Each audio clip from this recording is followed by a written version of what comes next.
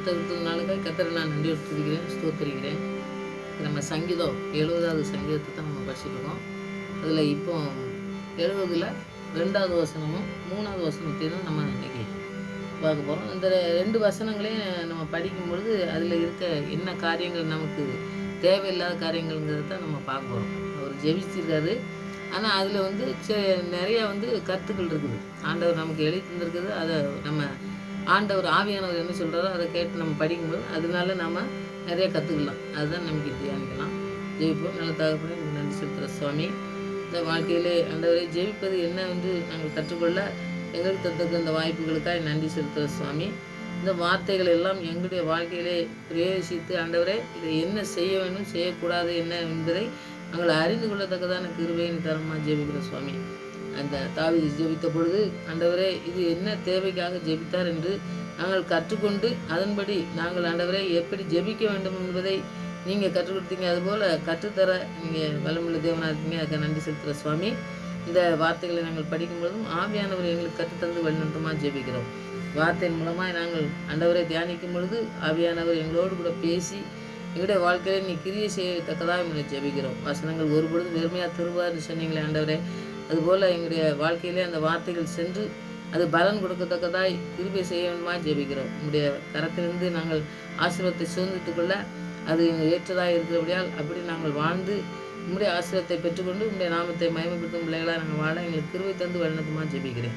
இதுக்கிற ஸ்தோத்திரிக்கிறேன். முழுவதுமாக நீங்கள் பொறுப்படுத்தி வழிநடத்தமாக ஜெபிக்கிறேன். இதுக்கான மகிமையெல்லாம் அம்மாக்கே செலுத்துகிறேன்.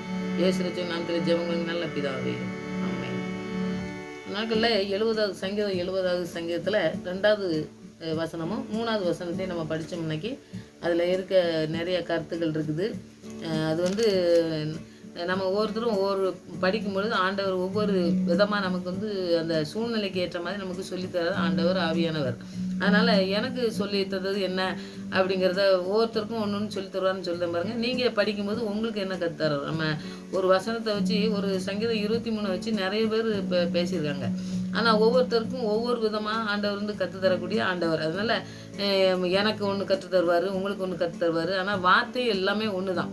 அந்த வார்த்தையை நம்ம தியானிக்கும் பொழுது நமக்கு என்ன கற்றுத்தராரு அப்படிங்கிறத நாம் தியானித்து நாம் ஆண்டவருக்கு அர்ப்பணித்து நம்ம ஜெபிக்கும் பொழுது அந்த வசனம் நமக்கு நம்மளை உருவாக்கக்கூடிய வசனங்கள். அதனால் அந்த வசனங்களை நம்ம படிக்கும் பொழுது இது ஜெபம் தான். அதனால் அந்த ஜெபம் எப்படி இருக்கணும் எப்படி இருக்கக்கூடாது அப்படிங்கிறத பற்றி நம்ம படிக்கிற மாதிரி தான் இந்த ஜெபத்தை நம்ம பார்க்கோம். முதல்ல ஆண்டவர் விடுவின்னு சொன்னார், அவருக்கு சகாயம் கேட்டார். நமக்கு ஆண்டவர் தான் உதவி செய்ய முடியும், அவர் தான் நமக்கு சகாயம் செய்யணுங்கிறத நம்ம முதல் வசனத்தில் நம்ம படித்தோம். 2வது வசனத்தை நீங்கள் எடுத்து படிங்க. என் பிராணனை வாங்க தேடுதல்கள் வெக்கி நான்வார்களாக. இப்போ பிராணனை வாங்க தேடுறவங்க வெக்கப்பட்டு போகணும் அப்படின்னு சொல்லி அவர் ஜெபிக்கிறத நம்ம முதலாவது பார்ப்போம். அவர் பிராணனை வாங்க தேடுறவங்க அப்படின்னு சொல்லும் பொழுது இவர் ஜெபிக்கிறதே பாருங்கள், தன்னுடைய பிராணன் வாங்க தேடுகிறவங்கன்னு சொல்லுவார். அப்போது நிறைய பேர் அவருக்கு பகையாளி இருந்தாங்க. அதுக்காக அவர் அப்படி ஜெபிச்சார். ஆனால் நாம் அப்படி ஜெபிக்கணும்னு அவசியமே கிடையாது. ஏன்னா யோபுவை நீங்கள் படித்து பார்த்தீங்கன்னாக்கி யோபு சரித்திரம் நிறைய பேர் படிக்க மாட்டாங்க. ஏன்னா அது ரொம்ப பழசு. அது அதெல்லாம் அப்படி மனுஷனே இருக்க முடியாதுன்னு சொல்லி சொல்கிறவங்க நிறைய பேர் நான் கேட்டிருக்கேன், நீங்களும் கேட்டிருக்கலாம். அதனால் அது படிக்காமல் இருக்கவங்களா இருந்தால் நீங்கள் அந்த யோபுவை முதலாவது நீங்கள் படிங்க. முதலாவது வசனத்தை நீங்கள் முதலாவது அதிகாரத்தை நீங்கள் படித்து பார்த்தீங்கன்னாக்கி ஆண்டவருடைய வார்த்தையின் மூலமாக அவர் எப்படி இருந்தார் அப்படிங்கிறதெல்லாம் முதலாவது அதிகாரத்தில் நீங்கள் படிக்கலாம். 2வது அதிகாரத்தில் நீங்கள் படித்து பார்த்தீங்கன்னாக்கி சாத்தான் சோதிக்கிறதுக்கு ஆண்டவர்கிட்ட கேட்கான். அப்போ நம்மளுடைய பிராணனை வாங்க தேடுகிறவ வெக்கப்பட்டு போகணும்னு இவர் சொல்கிறது இந்த காரியத்தை நம்ம பார்த்து யோகுவை பார்க்கும்போது இது அவர் அவருக்கு இருந்த சூழ்நிலையில் சொல்லியிருக்காரே வெளியே நாம் அப்படி ஜெபிக்கணும்னு அவசியமே கிடையாது. ஏன்னா ஆண்டவர் அந்த இவன் சொல்லும்பொழுது பார்த்தீங்கன்னா பிசாசு சோதிக்கப்படும் போது நீர் அவனை சொத்து வச்சுட்டு நிறைய நீங்கள் அந்த 2வது இடத்தை படிச்சிங்கன்னாக்கி அவருடைய சோதனையை பற்றி நிறைய படிக்கலாம். அந்த இடத்த நீங்கள் ஃபுல்லாக படிங்க. 2:6 நீங்கள் பார்த்தீங்கன்னா சோதிக்கும்படி அவன் கேட்கான். நீங்கள் எல்லாத்தையும் நீங்கள் அவருக்கு நிறைய கொடுத்துருக்காரு, சொத்து கொடுத்துருக்காரு, பிள்ளைகளை கொடுத்துருக்காரு, ஆசீர்வாதமாக இருக்கான், அதனால் அவங்க தூசிக்க மாட்டாங்கன்னு சொல்லி நம்ம அவர் சொல்கிறத நீ பார்க்கலாம். 1:12 ஆண்டவர்கிட்ட பேசுறத நீ எங்கே போகிற அப்படின்னு ஆண்டவர் கேட்கும்போது சொல்கிறான்.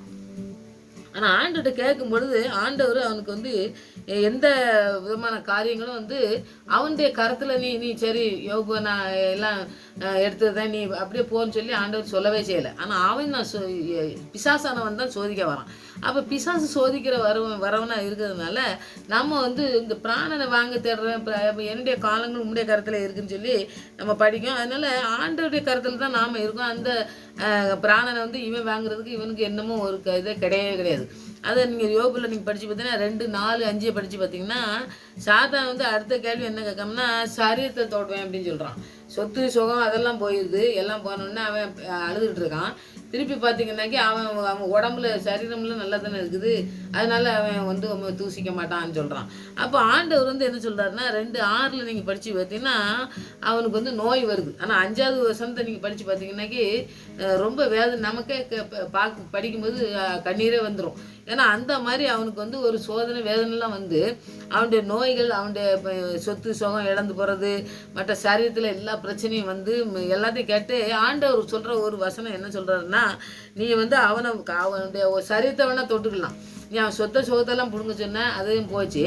அடுத்தது வந்து அவன் சரீரத்தில் நோய்கள் பிரச்சனைகள் வருது, அந்த மாதிரி எல்லாமே அவன் சரீரத்தை கூட ஒப்பு கொடுக்குற ஆண்டவர் வந்து. ஆனால் அவனுடைய பிராணனை வந்து ஆண்டவர் ஒப்பு கொடுக்கல. இந்த பிராணனை மட்டும் நீ தொடவே கூடாது, இந்த பிராணனை வந்து தொடுறதுக்கு உனக்கு அதிகாரம் கிடையாது.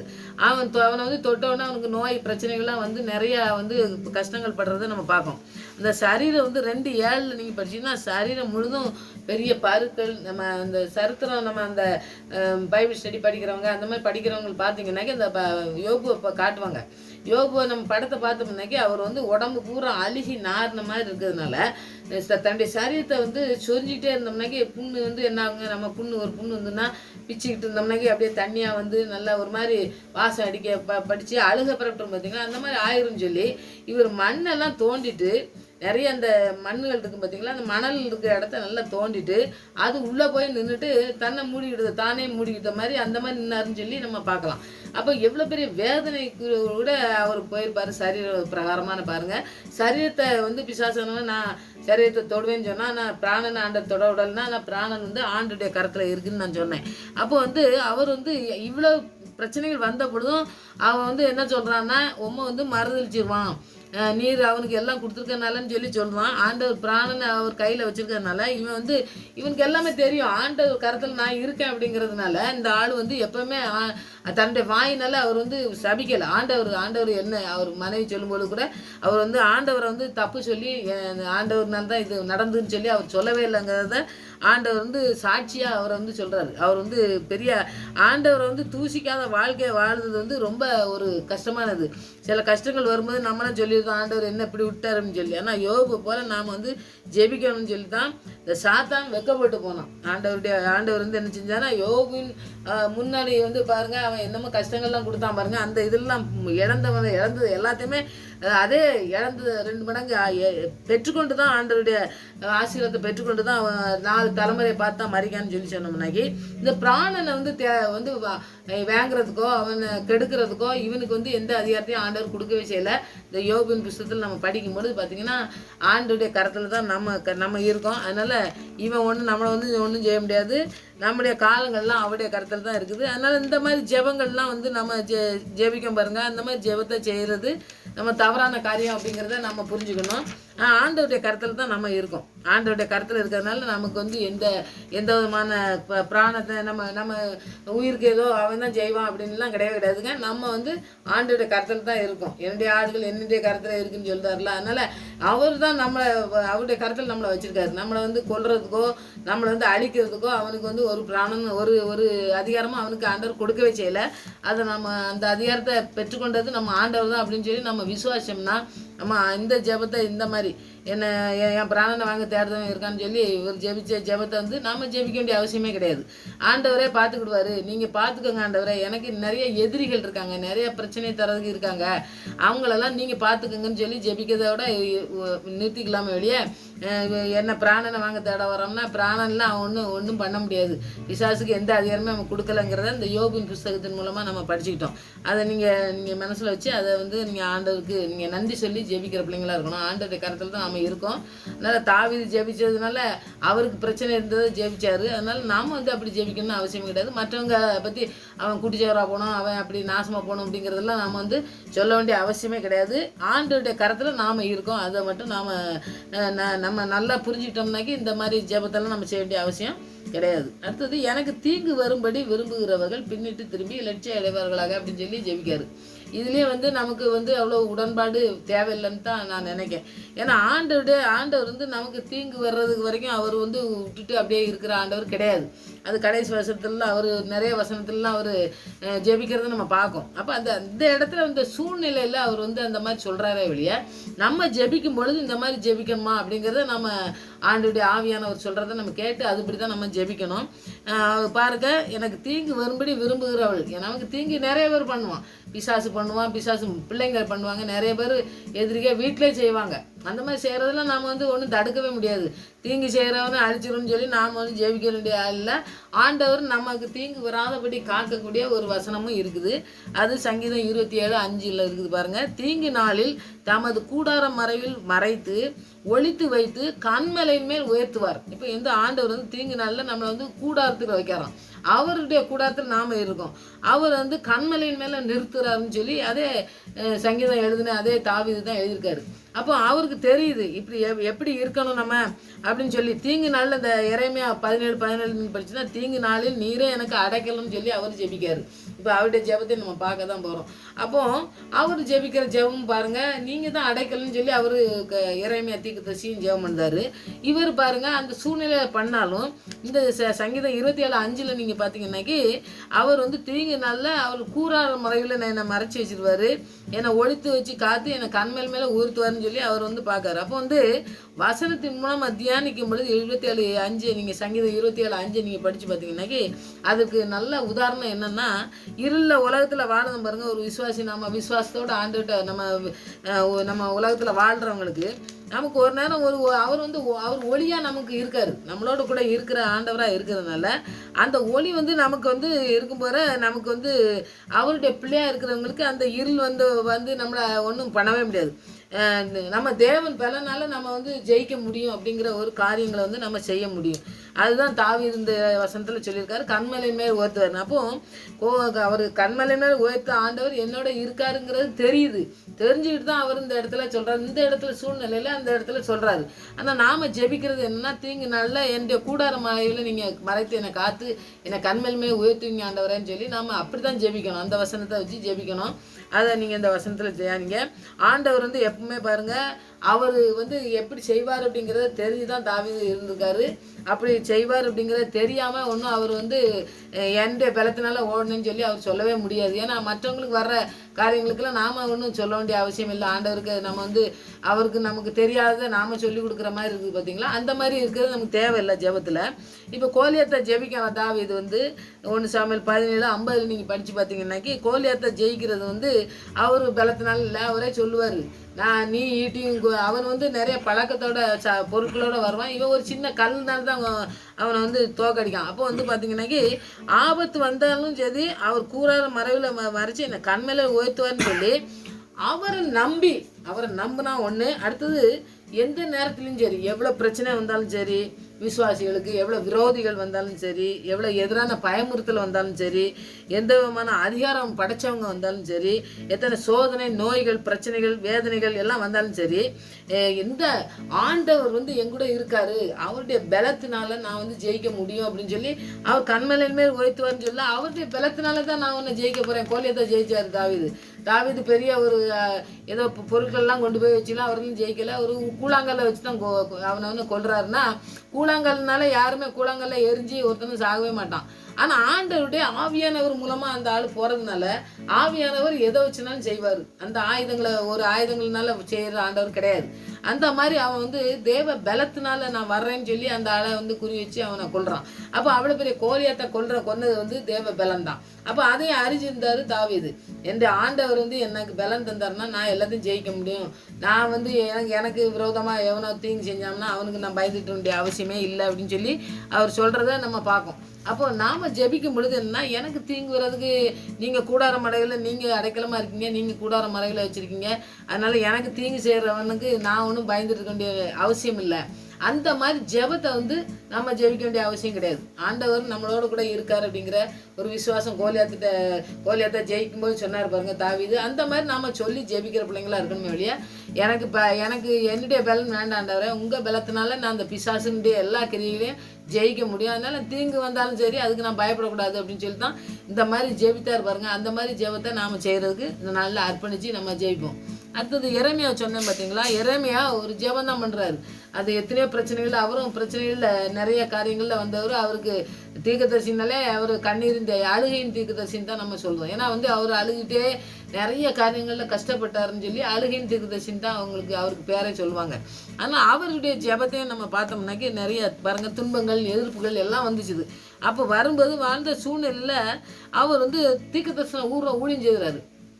ராஜாக்கள் சொல்லணும், மற்ற காரியங்கள் மக்கள்கிட்டலாம் சொல்லும் பொழுது நிறையா வந்து பகையினால அவரை வந்து நிறைய காரியங்களை செஞ்சு அவரை அங்கே தூக்கி போடுறது, தண்ணிக்குள்ளே தூக்கி போடுறது, அவங்கள வந்து செயலில் தூக்கி போடுறது, அந்த மாதிரி அவருக்கு நிறைய துன்பங்கள் வந்தது பார்த்தீங்கன்னா. அந்த சூழ்நிலையில் அவர் வந்து ஊழியத்தை தொடர்ந்து செய்யணும்னா, அவர் ஊழியம்னாக்கி தீர்க்க தரிசன ஊழியத்துக்கு ஆண்டவர் அழைச்ச ஊழியத்தை அவர் கரெக்டாக செய்யணும்னாக்கி அந்த காரியங்களை செய்யும் பொழுது தேவனுடைய கிருபை எனக்கு வேணும், எனக்கு உங்கள் கிருபை வேணும் ஆண்டவரே, உங்களுடைய கிருபை மட்டும் என்கிட்ட இல்லைனாக்கி நான் ஒன்றுமே இந்த காரியங்களை நான் செஞ்சுக்கிடவே முடியாது அப்படின்னு மக்கள்லாம் இவர் சொல்கிறதெல்லாம் பார்த்து கேலி செய்கிறாங்க.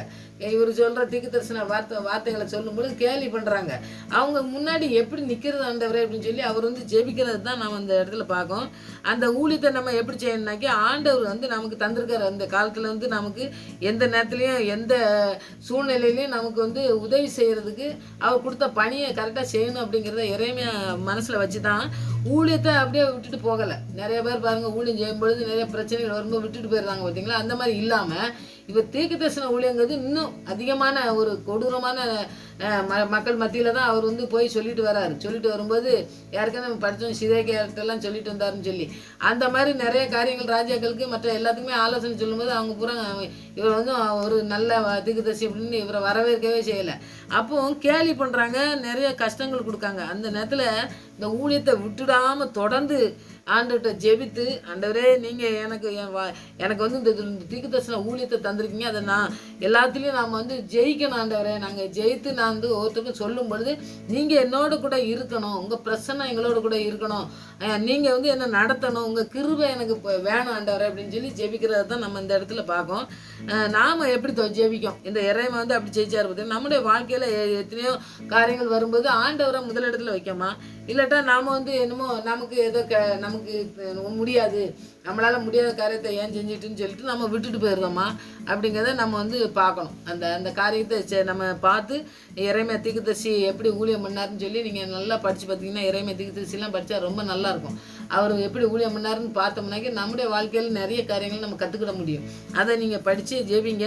அவர் ஜெபித்தது என்னென்னா, ஊழியத்தில் நான் தீர்க்கதரிசன ஊழியத்தை நான் தொடர்ந்து உங்களுடைய கிருபையினால நான் எல்லாத்தையும் செய்யணும் ஆண்டவரே, கடைசி வரை செய்யணும் அப்படிங்கிற காரியத்தை செய்ததுக்கு நாம் வந்து அவர் கடைசி நாட்களில் அவரை கொன்ன பிறகும் கூட அவர் வந்து பின்னாடி அவங்க எழுதி வச்சிருக்கிறத நீங்கள் படித்து பார்க்கலாம். அப்போது வந்து அவர் வந்து எவ்வளோ கொடூரமான வாழ்க்கையை வாழ்ந்து அவரை வந்து கொன்னாங்க. அப்படின்னாலும் அவர் இந்த ஊழியத்தில் வந்து எவ்வளோ உத்தமமாக இருக்கிறதுக்கு கிருபையை கேட்டாரோ, அதுபோல் நம்முடைய வாழ்க்கையில் என்ன கிஃப்ட் நமக்கு வந்து ஒரு கிருபை தந்திருப்பார், நமக்கு ஒரு ஊழியத்தை தந்திருப்பார், அதை செய்கிறதுக்கு அவர் கிருபை வேணும், நமக்கு அவருடைய துணை நமக்கு வேணும் அப்படின்னு சொல்லி நாம் ஜெபிக்கிற பிள்ளைங்களா இருக்கணும் இல்லையா. நமக்கு தீங்கு இழைக்கிறவனை நாம் வந்து சபிக்கிறதுக்கோ எதுக்கோ நாம் வந்து ஜெபிக்க வேண்டிய அவசியம் கிடையாதுன்ட்டு நான் இந்த வசனத்துலேருந்து படிக்கிறத நம்ம பார்க்கோம். அதனால் இறைமையா தீர்க்கதரிசி ஜெபிச்ச ஜெபம் வந்து ரொம்ப அருமையான ஜெபம். தாவீது 27:5 சங்கீதத்தில் சொன்னதும் அது வந்து அருமையான அந்த மாதிரி ஜெபங்களை நம்ம வார்த்தைகளை எடுத்து நம்ம ஜெபிக்கிற பிள்ளைங்களா இருந்தோம்னா ஆசீர்வாதத்தை நம்ம சுதந்திரிக்க முடியும். நமக்கு எந்த தீங்கு வந்தாலும் ஆண்டவர் நமக்கு பார்த்துக்கிடுவாருன்னு சொல்லி நம்ம பார்க்கலாம். இப்போ வந்து நம்ம பிராணனை வாங்க தேடுகிறவன்னு சொல்லி சொன்ன உடனே நான் வந்து யோபுவை சொன்னேன். ஆனால் ஒரு உதாரணத்துக்கு ஒரு ஆளை பற்றி நம்ம படித்தோம்னாக்கி நமக்கு நல்லா அது புரியும் அப்படிங்கிறதுக்காண்டி நம்ம படிக்கலாம். பாருங்கள், ஏலியா தீர்க்கதரிசியை நம்ம எடுத்துக்கலாம். 1 ராஜாக்கள் 19 2வது வசனத்தில் நீங்கள் படித்து பார்த்தீங்கன்னாக்கி அந்த இடத்துல பார்த்தீங்கன்னாக்கி ஏசபேலுங்கவா அதை வந்து அதுக்கு முன்னாடி 18வது அதிகாரத்தில் நீங்கள் படித்து பார்த்தீங்கன்னாக்கி அவர் வந்து நிறைய இந்த பாகால் தீர்க்கதரிசி எல்லாத்தையும் வெட்டி கொன்றுவார். கடைசி வசனம் பார்த்தீங்கன்னாக்கி அப்போ 19:2 வந்து அவன் வந்து சொல்கிறான், அந்த ராஜா வந்து சொல்கிறான், இந்த மாதிரி எல்லாரையும் வெட்டி கொண்டுட்டாரு எலியா அப்படின்ட்டு. உடனே இந்த ஏசபேல் என்ன சொல்கிறான்னு பாருங்கள். ஏசபேல் சொல்லும் காரியம் என்னென்னா, பாகா தீர்க்கதரிசியெல்லாம் நீ கொண்டுட்டலாம், அதே மாதிரி நான் உன்னை கொண்டு விடுவேன், உன் பிராணன் நான் வந்து வாங்குறேன் பாரு அப்படின்னு சொல்லி அவள் சொல்கிற காரியங்களை நம்ம பார்த்த உடனே இவர் உடனே பயந்துட்டார். 18:40 தான் அந்த இடத்துல அவள் சொன்னதை வந்து அவர் கொன்னதை சொல்றா. இப்போ இத்தனை பேரை கொண்டிருக்கான், அப்போ நாம் அதுக்கு பதிலுக்கு நான் செய்வேன் அப்படின்னு சொல்லி இவன் வந்து சொல்கிறா. 19:2 சொல்லுதான். அப்போ வந்து பாருங்கள், ஆண்டவர் வந்து ஆண்டவர் எலியா தீர்க்கதரிசியை எப்படி ஒரு இது பண்ணார். இப்போ எரேமியாவை பார்த்தோம், அவர் எப்படி ஜெபிச்சாரு. இப்போ எலியா வந்து பாருங்கள் என்ன செய்கிறாரு, இவ சொல்லத்தான் செய்தா, இந்த மாதிரி நான் இவ்வளோ வேற கொண்டிருக்கேன், அதே மாதிரி உனக்கு செய்வேன்னு சொல்லி சொன்ன உடனே இவர் பயந்துட்டாரு. அக்கினியை ஜெபத்தினால இறக்கி அதுக்கு முந்தின வசந்த அதிகாரத்தில் தான் செஞ்சிருக்காரு. அவ்வளோ அற்புதத்தை செஞ்சவர். இந்த ஒரு ஒன்றுக்கும் உதவாதவா, எல்லாத்துக்கும் நம்ம இயேசுவேலை பற்றி தெரியும். அந்த மாதிரி ஒரு பொம்பளை சொன்னதுக்காண்டி பயந்துட்டு ஒரு தீர்க்கதரிசி பாருங்கள், 1 ராஜாக்கள் 19:3 அதிகாரத்து வசனத்தை பார்த்தீங்கன்னாக்கி, தன் பிராணனை காத்துக்கொள்ள ஒரு சூரச்செடியின் கீழ் உட்கார்ந்து ஜெபம் பண்ணுறாரு. இவர் ஜெபத்தை பாருங்கள் எப்படின்னு சொல்லி. நம்முடைய வாழ்க்கையில் இந்த மாதிரிலாம் இருக்கக்கூடாது அப்படிங்கிறத தான் நம்ம ஜெபிக்கும், அந்த வசனத்தை நம்ம படிக்கும். அப்போ என்ன பண்ணுறாரு, சூரச்செடியில் போய் இருந்துக்கிட்டு நான் செத்துருந்தேன், எங்கள் பிதா, அது வசனத்தை நீங்கள் படித்து பார்த்தீங்கன்னா தெரியும், நாங்கள் என் பிதாக்களை பற்றிகளும் நான் ரொம்ப சுத்தம் கிடையாது, அப்படி கிடையாது, இப்படி கிடையாது, சும்மா அலப்புதார், நம்மளை அலப்புனோமே அலப்பிட்டு நாங்கள் செத்தா போதும் ஆண்டவரே அப்படின்னு சொல்லி அவர் சொல்கிறத நம்ம பார்க்கோம். அப்போ வந்து எதுக்கு அவர் பயந்து அப்படி பயப்படணும்னு தேவையில்லை, அவளுக்கு பயப்படணும் அவசியமே இல்லை. ஆண்டவருக்காண்டி போயிருக்காரு, ஆண்டவருக்காண்டி நின்றுருக்காரு, ஆண்டவர் கண்டிப்பாக அவரை நடத்துவார் அப்படிங்கிறத நம்ம புரிஞ்சுக்கணும். ஆனால் இவர் நான் செத்துடுறேன், என் பிராணனை எடுத்துக்கணும் அப்படின்னு சொல்லி அவர் ஜெபிக்கார். அப்போ அந்த ஜெபம் வந்து நம்முடைய வாழ்க்கையில் இருந்ததுனாக்கி அந்த மாதிரி ஜெபத்தை வந்து நம்ம இருக்கக்கூடாது அப்படிங்கிறத நம்ம உணரணும். ஏன்னா வந்து அவர் வந்து உயிரோடு தான் ஆண்டவர் எடுத்துக்கிட்டார், அவர் கேட்டதை அவர் செய்யவே செய்யலை. அதனால் பாருங்கள், 1 ராஜாக்கள் 19:9 பார்த்தீங்கன்னா ஆண்டவருடைய வார்த்தை வந்து அவருக்கு வந்து வெளிப்படுது. அப்போ ஆண்டவருடைய வார்த்தை அவர்கிட்ட பேசும்பொழுது பார்த்தீங்கன்னாக்கி அங்கே வந்து பாருங்கள் ஒரு காரியம் நடக்குது. நீ என்ன இந்த கெபிக்குள்ளே போய் உட்காந்துருக்கான். அப்போ ஆண்டவருடைய வசனத்தை தியானிச்சு அவருக்கு சொன்ன காரியத்தை செஞ்ச ஆள் ஏன் பயந்து இந்த மாதிரி ஒளிஞ்சிட்டு இருக்காரு. அப்போ ஆண்டவர் கூப்பிட்டு கேட்காரு, என்ன காரியமாக இங்கே உட்காந்துருக்கா அப்படின்னு சொல்லி அவர் எச்சரிப்பின் சத்தத்தை கொடுத்து அவர் கேட்குறத நம்ம பார்க்கோம். என் பிராணனை வாங்க தேடுறவங்களாம் இங்கே வந்திருக்காங்க, அதனால நான் பயந்துட்டு வந்திருக்கேன் அப்படின்னு சொல்லி சொல்கிறாரு. 19:10-14 வரைக்கும் நீங்கள் படித்து பார்த்தீங்கன்னாக்கி 1 ராஜாக்கள் 19வது அதிகாரத்தில் 10 14 வரைக்கும் படித்து பார்த்தீங்கன்னாக்கி அவர் அப்படியே சொல்லுவார். சொல்லும்போது 19:16 வசனத்தில் ஆண்டவர் சொல்கிறாரு. ஆண்டவர் என்ன செய்கிறாருன்னு பாருங்கள், இந்த யெகூவை வந்து ராஜாவாக்கணும், எலிசாவை தீர்க்கதரிசியா நீ அபிஷேகம் பண்ணணும், இந்த வேலையெல்லாம் நீ செய்யணும் போ அப்படிங்காரு. இப்போ ஆண்டவர் வந்து ஆண்டவர்கிட்ட கேட்குற கேள்வியை பாருங்கள், என் பிராணனை எடுத்துக்கணும்னு சொல்றாரு. அவர் வந்து என்ன செய்கிறாருன்னா உயிரோட எழுப்பி கொண்டு போகிறாரு. அப்போ நம்ம ஜெபம் வந்து எப்படி இருக்கணும் அப்படிங்கிறத நம்ம இந்த வசனத்துலேருந்து நம்ம படிக்கணும். இப்போ எலியா வந்து பெரிய அற்புதத்தை செஞ்சவர், அற்புதத்தை ஆண்டவர்கிட்ட வந்து பெற்றுக்கொண்டவர் தான். ஆனால் வந்து பாருங்கள், கடைசி நாட்களில் பாருங்கள் சூரச்செடியில் போய் ஒரு பொம்பளைக்காண்டி பயந்துட்டு இருக்காருன்னு நம்ம பார்ப்போம். அப்போ அந்த மாதிரி பயந்துட்டோம் நம்ம ஜெபம் வந்து யாருக்கோ பயந்துக்கிட்டு நம்ம வந்து ஆண்டவர்கிட்ட நான் போகிறேன் அப்படின்லாம் நம்ம கேட்க வேண்டிய அவசியமே கிடையாது. ஆண்டோடைய கருத்தில் நம்ம இருக்கோம். எத்தனை நாளைக்கு வச்சுருக்காரோ, எவ்வளோ காலத்துக்கு வச்சுருக்காரோ அவ்வளோ காலத்துக்கு வாழ்ந்து அவருக்குன்னு வாழணுங்கிற ஜெபத்தை நம்ம வந்து நிலந்து செய்கிறதுக்கு நம்ம அர்ப்பணித்தா அற்புதமாக ஆண்டவர் நடத்தக்கூடிய காரியங்களை அவர் செய்வார். இந்த எலியா தீர்க்கதரிசி மாதிரி நாம் அவர் வந்து அபிஷேகம் பண்ணார். எலிசாவை யெகூவை வந்து ராஜாவாக்குனார். 2 காரியங்களை ஆண்டவர் ராஜாவும் ஆக்கணும், நீ உனக்கு பிறகு ஊழியம் பண்ணுறதுக்கு எலிசாவை அபிஷேகம் பண்ணு அப்படின்னு சொல்லி ஆண்டவர் அனுப்புதார். அப்போ இந்த 2 வேலையும் செய்தார். சாவை சொன்னோடனே அவர் வந்து சாகவும் செய்யலை, அப்புறம் உயிரோடு தான் போனார். அந்த மாதிரி நாம் வாழ்க்கையில் எந்த காரியத்தையும் ஆண்டுகிட்ட கேட்கும் பொழுது பார்த்திங்கன்னா நம்முடைய இஷ்டத்துக்கு ஏதோ புரியுததை நமக்கு தெரிஞ்சதை கேட்டு நம்ம கேட்கக்கூடாது அப்படிங்கிறத இந்த வசனத்துலேருந்து நம்ம தியானிக்கலாம். இந்த பவுல் சொல்கிறத நம்ம பார்க்கலாம். அப்போஸ்தலரில் 20வது அதிகாரத்தில் 24வது வசனத்தில் என் பிராணனையும் நான் அருமையாக எண்ணேன் அப்படின்னு சொல்லி அவர் சொல்கிறத நம்ம பார்க்கணும். லைஃப் வந்து என் கையில் இல்லை ஆண்டவரே, பிசாசு கையிலையும் இல்லை, உங்கள் கையில் இருக்குது. அந்த காரியத்தை நம்ம சொல்லும் பொழுது ஆண்டவருடைய கரத்தில் தான் நாங்கள் இருப்பதுனால நாங்கள் வந்து எந்த இடத்துக்கும் நான் பயப்படுவேன். என் பிராணன் போகிறத பற்றிலாம் அவங்க வந்து பிராணனுக்கு வேண்டி பயந்தாங்க 2 பேரும்.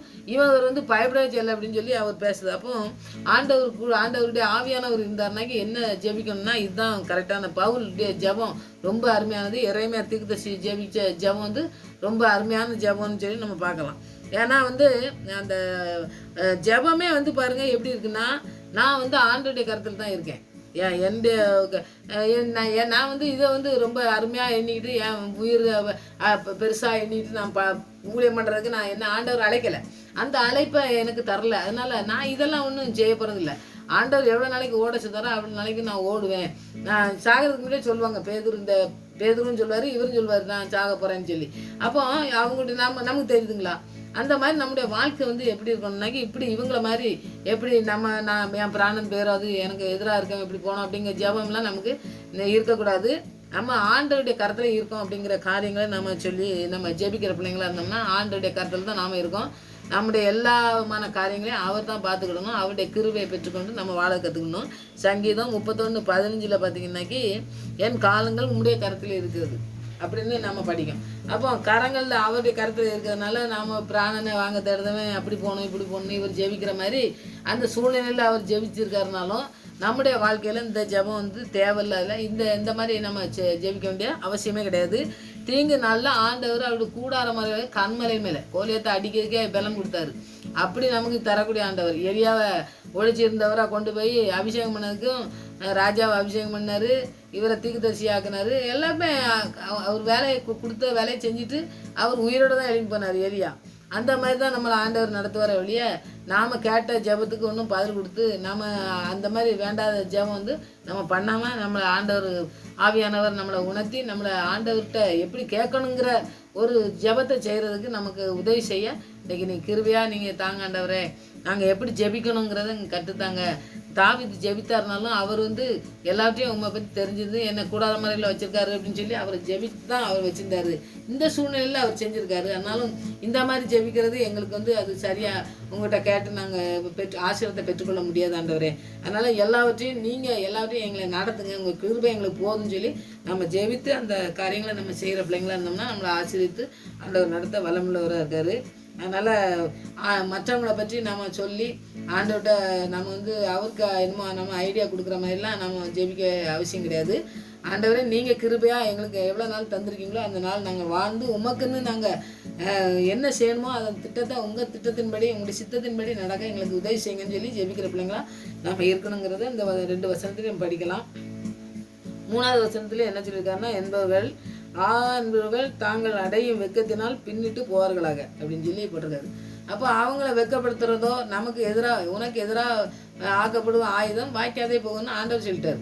அப்போ நமக்கு எதிராக ஏதாவது செஞ்சோம்னாக்கி அவர் வாய்க்காமல் போகிறதுக்கு அவர் தான் செய்ய போகிறாரு. இதை வந்து நாம் சொல்லி அவங்க இப்படி போனோம் அப்படின்ட்டு நாம் வந்து சொல்லி ஜெபிக்கிறதுக்கு தேவையில்லை. அதனால் நாம் ஆண்டோடைய கரத்தில் அர்ப்பணித்து நீங்கள் நடத்துங்க ஆண்டவரேன்னு சொல்லி ஜெபிக்கிற பிள்ளைங்களாம் நம்ம இன்றைக்கி ஒப்பு கொடுப்போம். ஆண்டவர் பெரிய காரியங்களை இந்த நாட்டையும் செய்வார். வருகிற நாட்களையும் நம்மளை ஆசீர்வித்து வழிநடத்த வளமுள்ளவராக இருக்காரு. அதுக்காண்டி பிராணனுக்காண்டியோ மற்றவங்க தீங்கு செய்கிறதுக்காண்டியோ நாம் அதுக்குன்னு ஸ்பெஷலாக ஜெபிக்கணும்னு அவசியம் கிடையாது.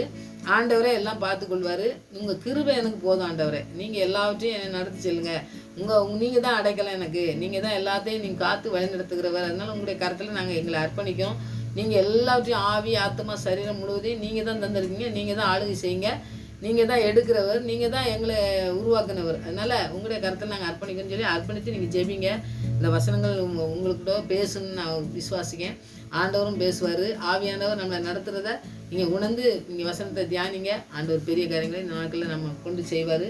இந்த பிள்ளைகளை கொண்டு செய்கிறதுக்கு நம்ம அர்ப்பணிப்போம். அற்புதமாக நடத்துவார். ஆமாம்.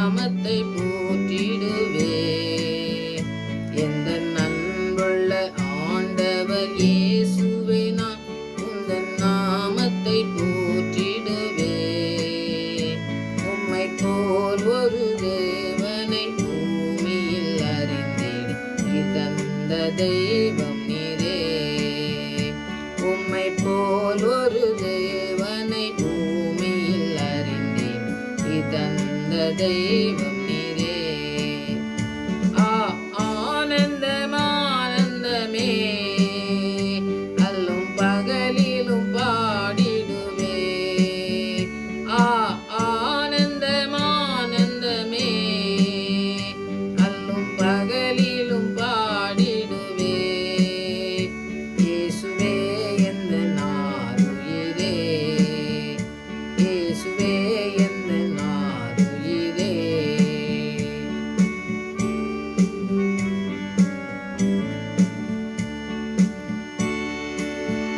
பெற்ற தாயும் என் தந்தையுமானவரே, மற்றும் எல்லாம் எனக்கு நீரே. பெற்ற தாயும் என் தந்தையுமானவரே, மற்றும் எல்லாம் எனக்கு நீரே. வானம் பூமியும் யாவுமே மாறிடினும் நீரும் வாக்கு மாறாதவரே. வானம் பூமியும் யாவுமே மாறிடினும் நீரும் வாக்கு மாறாதவரே. ஆனந்தம் ஆனந்தமே, அல்லும் பகலிலும் பாடிடுவே. ஆனந்தம் ஆனந்தமே, அல்லும் பகலிலும் பாடிடுவே. இயேசுவே எந்தன் ஆருயிரே, இயேசுவே எந்தன் ஆருயிரே.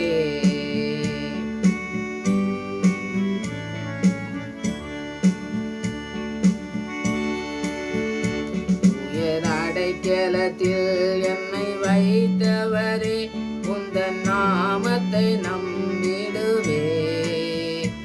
உயர் அடைக்கலத்தில் என்னை வைத்தவரே, உந்தன் நாமத்தை நம்பிடுவே.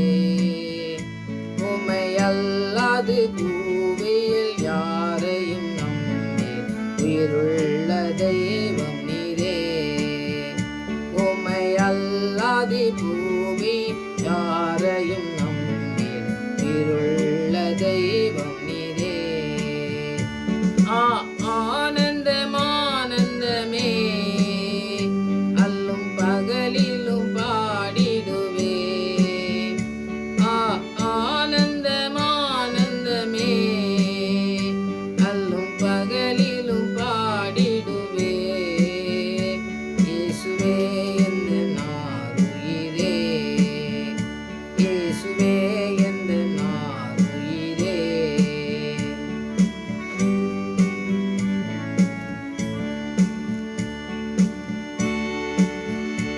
எந்தன் சிருஷ்டிகரே, உம்மை நினைத்திடவே தந்த வாலிப நாட்களிலே. எந்தன் சிருஷ்டிகரே, உம்மை நினைத்திடவே தந்த வாலிப நாட்களிலே. இந்த மாய உலகத்தை வெறுத்திட அளித்து பரிசுத்த ஜீவியமே. இந்த மாய உலகத்தை வெறுத்திட அளித்து பரிசுத்த ஜீவியமே. ஆனந்தம் ஆனந்தமே, அல்லும் பகலிலும் பாடிடுவே. ஆனந்தம் ஆனந்தமே, அல்லும் பகலிலும் பாடிடுவே. இயேசுவே எந்தன் ஆருயிரே, எந்தன் இயேசுவே ஆருயிரே.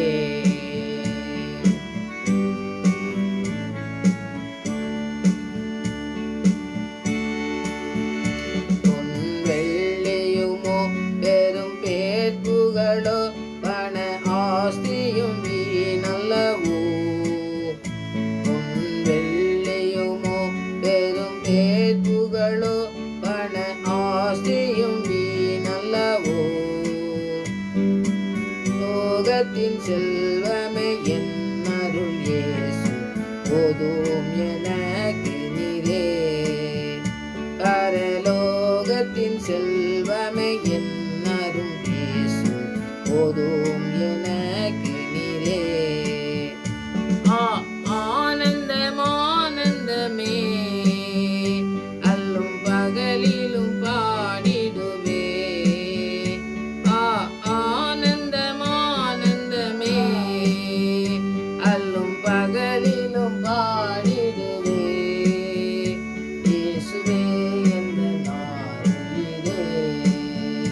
இயேசுவே எந்தன் ஆருயிரே.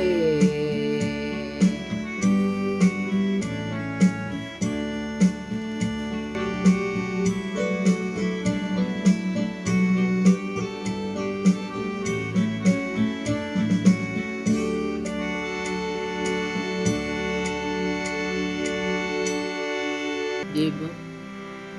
கிருபையே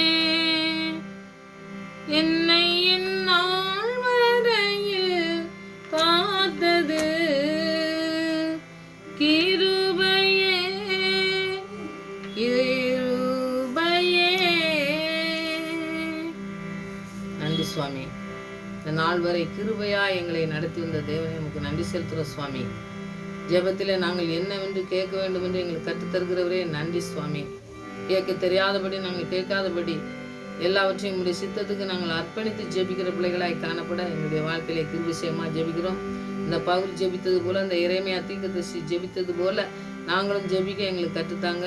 இந்த தாவீது ஜெபித்தது போல ஆண்டவரே நாங்கள் கற்றுக்கொள்ள கிருபை செய்யுங்க சுவாமி. ஒவ்வொரு நாளும் வருகிற சோதனையிலே வெற்றி பெற யோகுவை போல ஆண்டவரே எல்லாவற்றிலும் ஆண்டவரை தூசிக்காதபடி வாழ்ந்து ஆசீர்வாதத்தை சுதந்திரத்துக் கொண்டது போல நாங்கள் சுதந்திரத்துக் கொள்ள கிருபை செய்யுங்க. கூடாரம் அடைவிலே வைத்து பாதுகாக்கிற தேவன் எனக்கு உண்டு என்று சொல்லி கண்மலையுமே உயர்த்துவார் என்ற அறிந்த அறிவை எங்களுக்கு தர வேண்டுமா ஜெபிக்கிற சுவாமி. இந்த கோலியாத்தை எப்படி வீழ்த்தின தேவ கிருபையினாலே என்று சொல்லி அந்த தகப்பனே அந்த நாட்களிலே செய்தது போல நாங்களும் இந்த ஜெபத்தை செய்து பிசாசின் எல்லா கிரியைகளையும் அழிக்க வந்த தேவன் எங்களோடு கூட இருக்கிறீர், உங்களுடைய கிருபை எங்களுக்கு போதும் என்று நாங்களும் ஜெபித்து வெற்றியை சுதந்திரத்துக் கொள்கிற பிள்ளைகளை காணப்பட எங்களுடைய வாழ்க்கையிலே நீங்கள் எல்லாவற்றிலும் பலம் தந்து நடத்தணும். தேவ பலத்தினால் நாங்கள் இடைகட்டி வழிநடத்தப்பட நாங்கள் இந்த நாட்களில் அர்ப்பணிக்கிறோம் சுவாமி. கேட்குற பிள்ளைகளுக்கு என்ன தேவையாக இருந்தாலும் பிசாசின் எல்லா கிரியைகளையும் அழிக்க வந்த தேவன் எங்களோடு கூட இருக்கிறீர் என்பதை நாங்கள் ஜெபித்து ஆவி ஆத்மா சரீரம் முழுவதையும் நீங்கள் ஆட்கொண்டு வழிநடத்துங்க என்று அர்ப்பணித்து நாங்கள் ஜெபிக்கிற பிள்ளைகளாய் எங்களுடைய வாழ்க்கையில் எல்லாமான காரியங்களிலும் நீங்கள் கூட இருங்கன்னு சொல்லி உங்களுடைய கிருபையை நாங்கள் பெற்றுக்கொண்டு ஒவ்வொரு நாளும் பிசாசை ஜெயிக்க எங்களுக்கு கற்றுத்தரணுமா ஜெபிக்கிறோம். அப்படிப்பட்ட ஆசீர்வாதத்தின் ஜெபத்தை எங்களுக்கு கற்றுத்தந்து வழிநடத்துகிற தயவுக்காக நன்றி செலுத்துகிற சுவாமி. இந்த வேதாமத்துக்காக நன்றி. இந்த ஜெபித்த ஆண்டவரே எங்களுக்கு முன்மாதிரியை நீங்கள் எடுத்து தந்திருக்கீங்களே அக்கா நன்றி செலுத்துகிறோம். அதுபடி நாங்கள் செபித்து நாங்கள் ஆசீர்வாதத்தை சுதந்திரத்து கொண்டு உங்களுடைய நாமத்தை உயர்த்துகிற பிள்ளைகளாக காணப்பட எங்களுடைய வாழ்க்கையை நீர் ஆண்டவரே பலப்படுத்த வேண்டுமா ஜெபிக்கிறோம். தேவ கிருபையினால் நாங்கள் ஜெயத்தை பெற்றுக்கொள்ள கிருபை செய்யுங்க ஆண்டவரே. எங்களுடைய வாழ்க்கையில நாங்கள் ஆண்டவரே எங்களுக்கு தெரியாதபடி எங்களுக்கு என்ன நோக்கத்தில் நீங்கள் அழைத்து வைத்திருக்கீங்க இந்த நோக்கத்தை தெரியாதபடி நாங்கள் ஜெபிக்காதபடி ஆண்டுடைய கரத்திலே அர்ப்பணித்து உங்களுடைய தேவ கிருபை போதும் என்று நாங்கள் ஜெபிக்கிற பிள்ளைகளாய் காணப்பட அந்த ஜெபத்தை நாங்கள் பெற்றுக்கொண்டு ஆண்டவரே உம்மிடத்துல கரத்திலிருந்து நாங்கள் ஆசீர்வாதத்தை சுதந்திரத்துக் கொள்கிற வழிகளை எங்களுக்கு கற்றிருந்திருக்கேங்க நன்றி செலுத்துகிற சுவாமி. தகப்பனே நாங்கள் ஜெபிக்கும் பொழுது எப்படி ஜெபிக்க வேண்டும், எப்படி ஆசீர்வாதத்தை சுதந்திரிக்க கொள்ள வேண்டும் என்று ஆண்டவரே ஆவியானவர் எங்களுக்கு கற்றிருந்த வார்த்தைகளுக்காக நன்றி செலுத்துகிறோம். இன்னும் அதிகமாய் தகப்பனே ஆவியானவரோடு கூட நாங்கள் எப்படி இடைப்பட வேண்டும் என்று ஆண்டவரே நாங்கள் கற்றுத்தர தேவ கிருபையை நாங்கள் பெற்றுக்கொள்ள ஒவ்வொரு நாளும் உங்களுடைய பாதத்தில் அமர்ந்திருக்க கிருபை செய்யுங்க. உங்களுடைய வசனத்தை தியானிக்கும் பொழுது நீங்கள் எங்களோடு கூட பேசுவதை நாங்கள் உணர்ந்து கொள்ள எங்களுக்கு நீ கிருபை பாராட்டணுமா ஜெபிக்கிறோம். எங்களுக்கு எதிராக வருகிற எல்லா சத்துருவின் திட்டங்களையும் ஒன்றுமில்லாமல் செய்து எங்களை ஆசீர்வதிக்கிற யோகுவை போல 2 மடங்கு ஆசீர்வாதத்தை இழந்தது எல்லாவற்றையும் பெற்றுக்கொள்வோம் என்ற அந்த விசுவாசத்தில் நாங்கள் பலப்பட எங்களை நீ பலப்படுத்தவனுமா ஜெபிக்கிறோம். எங்களை வழிநடத்தவனுமா ஜெபிக்கிறோம். ஜெபத்துக்கு பதில் கொடுத்து எங்களை வழிநடத்துகிற தயவுக்காக நன்றி செலுத்துகிறோம். எல்லா சத்துரின் திட்டங்களுக்கும் எங்களை விலக்கி காத்து எங்களை முழுவதுமாய் நீங்கள் பொறுப்படுத்தி வழிநடத்த போதுக்காக நன்றி செலுத்துகிறேன். எங்களுடைய ஜெபத்துக்கு பதில் கொடுத்துக்கிட்டு இருந்த விசுவாசத்திலே நாங்கள் பலப்பட எங்களுக்கு தந்திருந்த வாய்ப்புகளுக்காக நன்றி செலுத்துகிறோம். மறுபடியும் உங்களுடைய சமூகத்திலே வருமுறை எங்களை காத்து வழிநடத்தமாக ஜெபிக்கிறேன். துதி கன மகிமை எல்லாம் உமக்கே செலுத்துகிறேன். இயேசு நாமத்தில் ஜெபங்களுக்கு நல்ல பிதாவே, ஆமென்.